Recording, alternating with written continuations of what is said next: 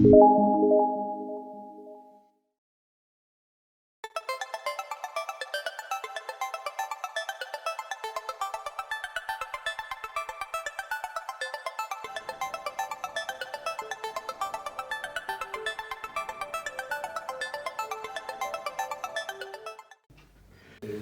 podríamos pensar la psicosis ordinaria y la psiquiatría actual? ¿Tendrían algo que ver?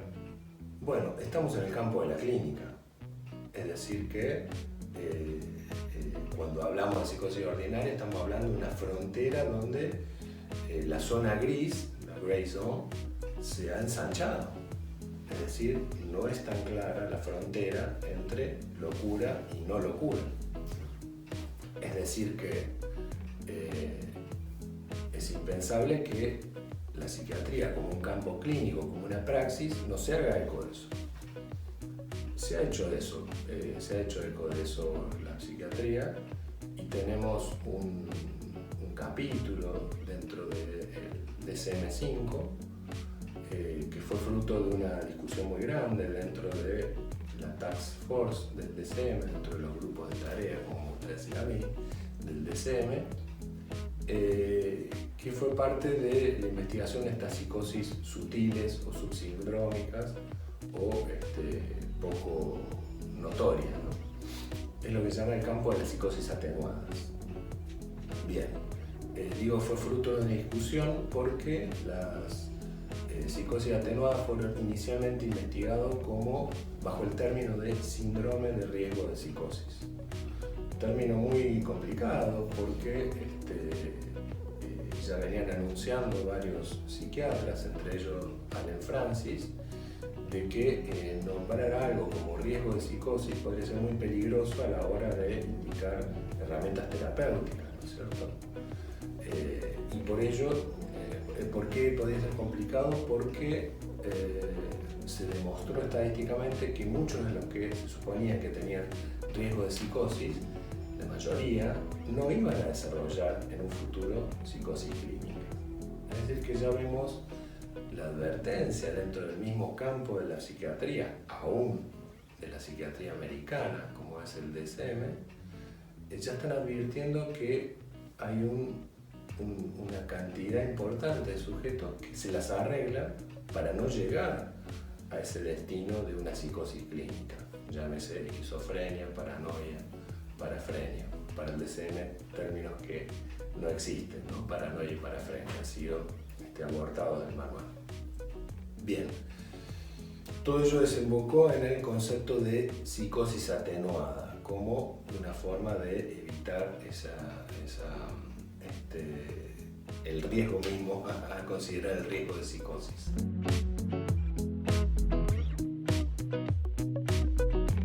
Aún así, el concepto, el síndrome de psicosis atenuada o atenuado tiene sus complicaciones, porque yo he denunciado en mi libro que bajo ese término se han hecho investigaciones en el norte de nuestro país, en la Puna Jujeña, con sujetos que se los veía en poblaciones muy pequeñas, que tenían conductas extravagantes o antecedentes de familiares de suicidio, etcétera, etcétera.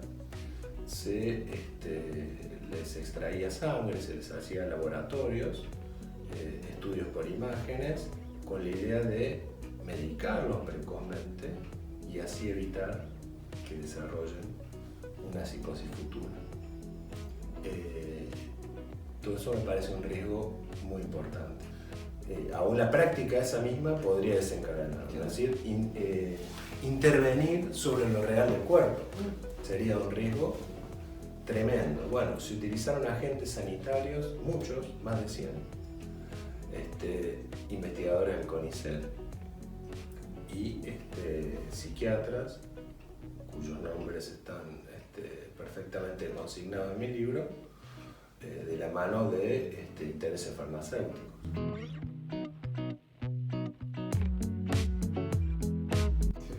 Es decir, el psicoanálisis tiene una posición muy clara y tenemos que ser enfáticos en esto, que no es que no exista la psicosis como estructura existe en muchos sujetos, pero la responsabilidad del psicoanálisis es saber cómo acompañar a estos sujetos para evitar ese desencadenamiento clínico, ¿sí? Para evitar la psicosis clínica. Y esto es un poco también el espíritu de intervención dentro del campo de las psicosis ordinarias. Dentro del Congreso de Salud Mental se habló de por qué vienen estos sujetos, si ya cuentan con soluciones, si ya cuentan con lo que decías de un síntoma, o una suplencia, o una invención. ¿Por qué vienen? Bueno, pues vienen a certificarse en sus soluciones, vienen a ser acompañados en esas, vienen a saber qué evitar. Ellos tienen que saber qué cuestión evitar para no entrar en eso que llamamos sus desenganches.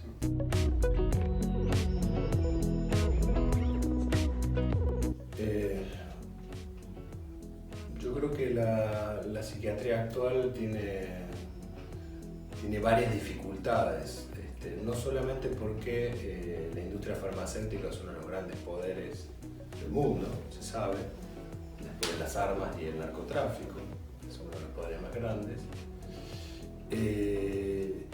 sino porque en particular de lo que estamos hablando en relación a la psicosis o a las psicosis ordinarias, podrían llegar a empañar todo ese dispositivo de invención que establecen los mismos sujetos.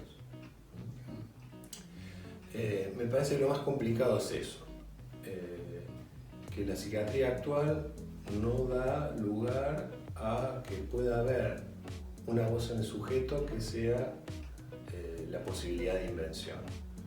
A su vez, el campo global en el que se ha insertado la psiquiatría americana, cuando decimos manual DSM, y volvemos a insistir en esto, estamos diciendo su manual gestado en el campo de la APA, la Asociación Psiquiátrica Americana, que tiene alcance global.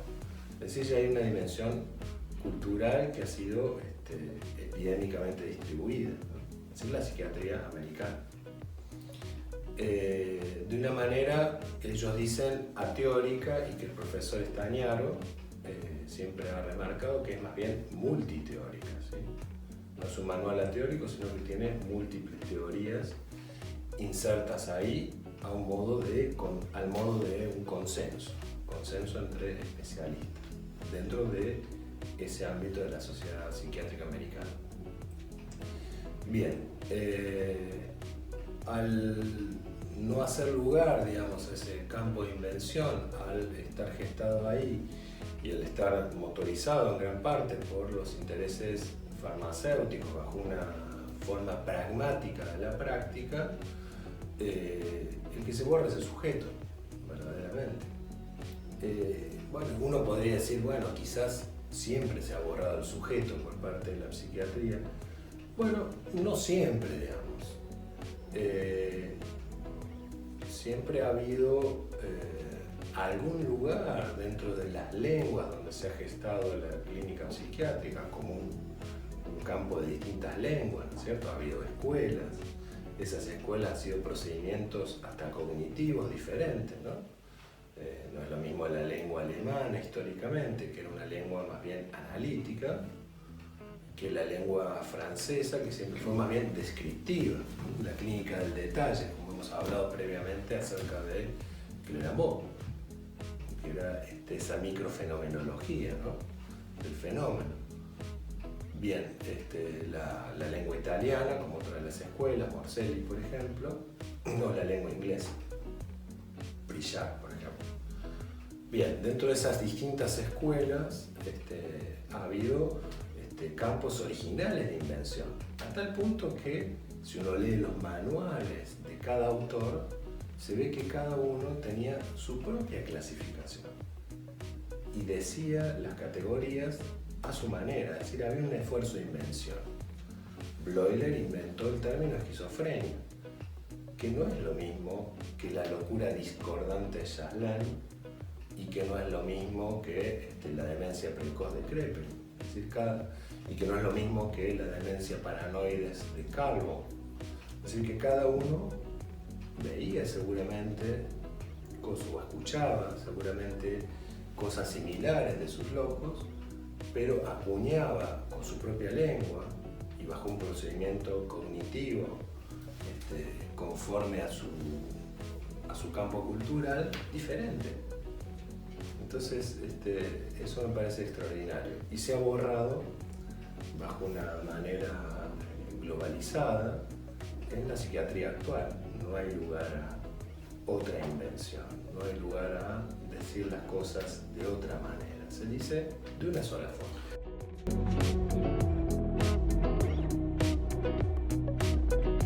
Sin medicina me parece un texto capital para nosotros.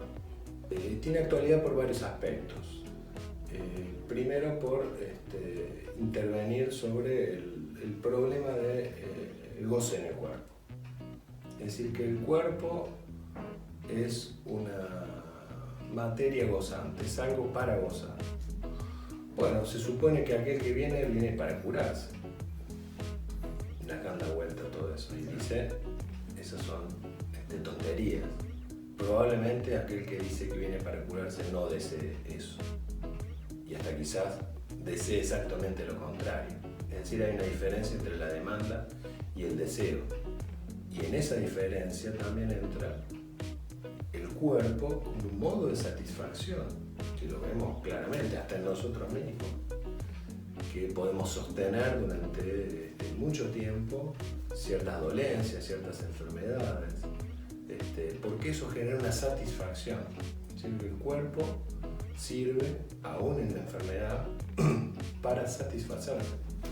Hay una política decidida de psicoanálisis ahí, en el sentido de que Lacan, después en otros lados va a decir lo contrario, pero critica la extraterritorialidad del psicoanálisis. Él va a decir, bueno, el psicoanálisis no es que sea una herramienta auxiliar al médico, es una herramienta central y lo vemos en la práctica cotidiana. Un médico que desconoce el concepto de transferencia, bueno, tiene una práctica muy pobre verdaderamente. Tiene una práctica que se empobrece, que es hasta ingenua, digamos.